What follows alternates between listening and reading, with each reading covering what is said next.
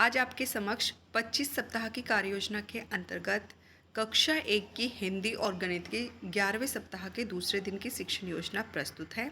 सबसे पहले हम भाषा की बात करेंगे। प्रथम कालांश में मौखिक भाषा विकास पर कार्य होगा। आज हम चित्र के बारे में अपनी भाषा में बात करेंगे। विषय वस्तु हमारी होगी चित्र चार्ट मेला, जो सभी विद्यालयों में विभाग द्वारा प्राप्त कराया गया है। तो उस चित्र चार्ट पर हम चर्चा करेंगे। सबसे पहले 5-7 मिनट हम बच्चों से चित्र चार्ट में दिख रही चीज़ों, घटनाओं, गतिविधियों के बारे में सरल बंद शोर के प्रश्न पूछेंगे, जैसे मेले में कौन कौन सी चीज़ें बिक रही हैं आदि। चित्र चार्ट पर समग्र चर्चा हम 10 से 15 मिनट करेंगे। इसमें आप चर्चा को आगे बढ़ाएंगे और कुछ खुले छोर के प्रश्न बच्चों से पूछेंगे, ताकि बच्चे अपने अनुमान, अपने चिंतन के अनुसार उनका उत्तर दे सकें। जैसे आप मेले में जाते हो तो क्या क्या करते हैं आदि।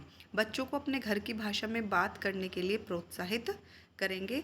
उसके बाद लेखन कार्य होगा 10 से 15 मिनट। आप बच्चों को चित्र चार्ट पर हुई चर्चा से जुड़ा कोई भी चित्र बनाने के लिए कहेंगे और जोड़ियों में बांटकर आपस में चर्चा करने को कहें। फिर किन्हीं 3-4 बच्चों को सभी के साथ अपने चित्र पर बातचीत करने के लिए कहेंगे। दूसरे कालांश में हम डिकोडिंग पर कार्य करेंगे। तो आज हम जो चयनित वर्ण है हमारा अक्षर आ के प्रतीक की पहचान और वर्णों और अक्षरों का ब्लेंडिंग या शब्द पठन का कराएंगे। तो आ के जो प्रतीक है उसका अभ्यास हम बच्चों को कराएंगे।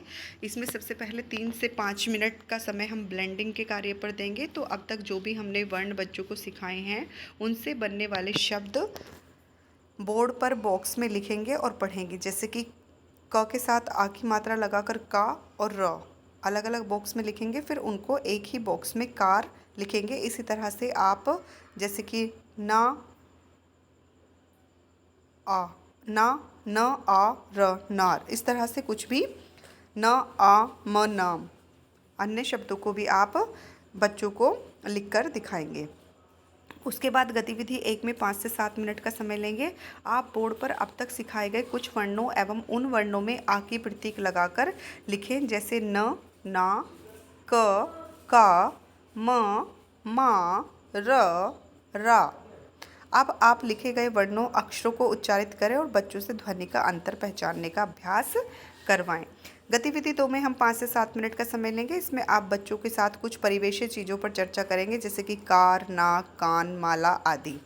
यह किस काम आता है आदि। फिर बच्चों से पूछकर कुछ अन्य उदाहरण बोर्ड पर लिखेंगे। फिर उन शब्दों पर बच्चों के साथ चर्चा करेंगे। फिर शब्दों की पहली ध्वनि बच्चों को नोटबुक में लिखने के लिए कहेंगे। गतिविधि 3 में हम 7 से 10 मिनट का समय लेंगे। यहाँ आप बोर्ड पर कुछ शब्दों को तोड़कर उनके वर्णों और अक्षरों में लिखें, जैसे कि क, म और फिर कम एक साथ लिखेंगे, कान आदि। फिर एक एक कर वर्णों पर उंगली रखते हुए मिलाकर शब्द के रूप में पढ़ते जाएं। फिर सभी बच्चों को इन्हें बोर्ड से अपनी नोटबुक में पढ़ते हुए लिखने को कहें। जो भी आपने शब्द, छोटे छोटे शब्द लिखे हैं, उनको पढ़ते हुए बच्चे अपनी नोटबुक में लिखें। अगर बच्चे कहीं पढ़ने में अटक रहे हैं तो आप उनकी मदद करेंगे। गतिविधि 4 में हम 5 से 7 मिनट का समय लेंगे। यहाँ पर आप कुछ शब्दों को बोर्ड पर लिखेंगे, जैसे कि कर, मन, कम, काम, नाम आदि, राम आदि। फिर उंगली रखकर एक एक शब्दों को पढ़ते जाएं। फिर बच्चों को इन्हें नोटबुक में लिखकर जोड़ियों में पढ़ने के लिए कहें। तीसरे कालांश में हम बिग बुक पर पठन करेंगे और अंत के 20 मिनट हम रेमेडियल कार्य करेंगे। बिग बुक की कहानी इस सप्ताह हमारी हाथी और बकरी है। तो सबसे पहले 10 से 15 मिनट हम कल जो हमने चर्चा की थी बिग बुक पर, उसको दोहराते हुए कुछ प्रश्न बच्चों से पूछेंगे और कहानी का 1-2 बार आदर्श वाचन करेंगे। एक बार पुनः कहानी पढ़ें। इस बार बच्चों को अपने साथ साथ साझा पठन यानी कि कहानी पढ़ने को कहें। साझा पठन के चरण आप संदर्शिका के पेज नंबर 122 पर देख सकते हैं। अब आप बच्चों से खुले छोर के प्रश्न पूछें, जैसे हाथी को कैसा लग रहा होगा आदि। अंत में आप कहानी के मुख्य शब्दों जैसे हाथी, बकरी, पीठ, जंगल आदि को बोर्ड पर लिखकर लोगोग्राफिक तरीके से पढ़वाएं। इन शब्दों को लिखकर कक्षा के किसी दीवार पर बच्चों के दृष्टि स्तर पर चिपका या लटका दें।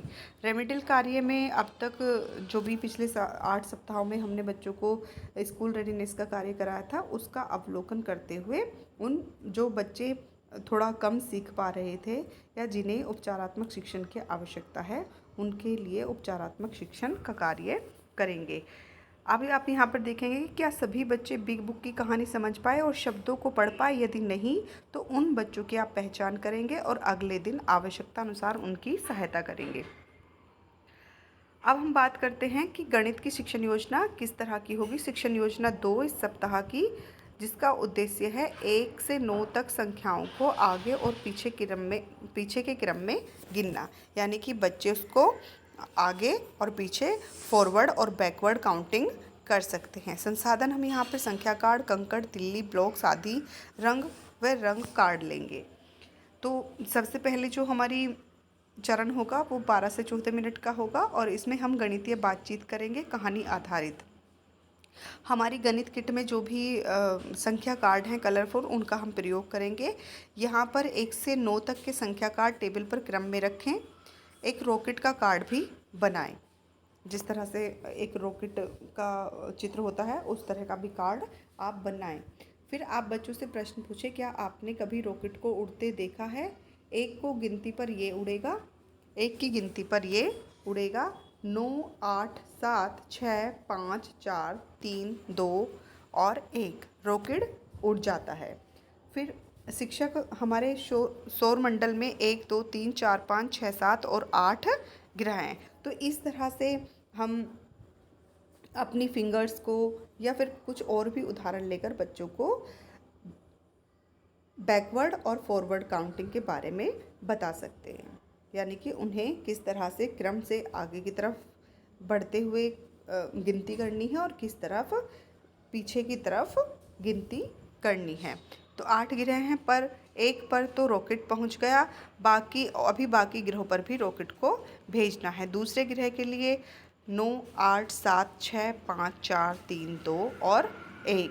तीसरे ग्रह के लिए 9, 8, 7, 6, 5, 4, 3, 2 और 1। इसी तरह से चौथे ग्रह एवं अन्य ग्रहों के लिए भी आप शिक्षक के साथ बच्चे भी पीछे के क्रम में गिनते हुए रॉकेट को सभी ग्रह पर भेजेंगे। तो बार बार काउंटिंग करेंगे तो बच्चों को पता चलेगा कि किस तरह से हमें बैकवर्ड या पीछे की काउंटिंग करनी है, कि 9 के बाद 8, 8 के बाद 7, इस तरह से करेंगे।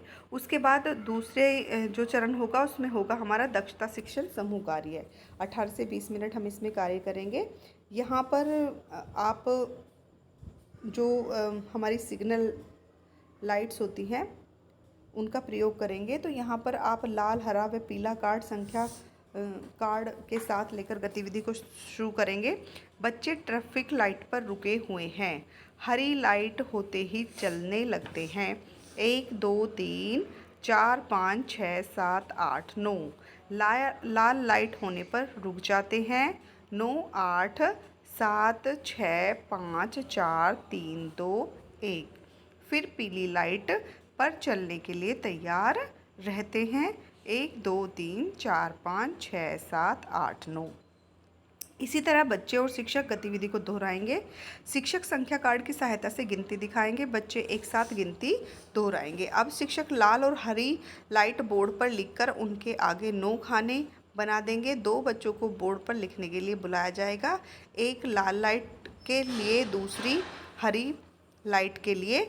बाकी बच्चे लाइट के अनुसार चलेंगे और गिनती भी बोलेंगे। तो हरी लाइट के सामने 1, 2, 3, 4, 5, 6, 7, 8, 9 लिखना है और लाल लाइट के सामने 9, 8, 7, 6, 5, 4, 3, 2, 1 लिखना है।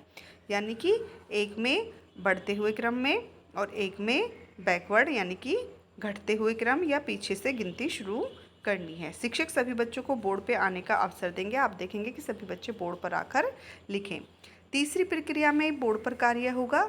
यहाँ पर हम 10 से 12 मिनट का समय लेंगे। बच्चों को 2 सांप अपने कॉपी पर बनाने के लिए कहें।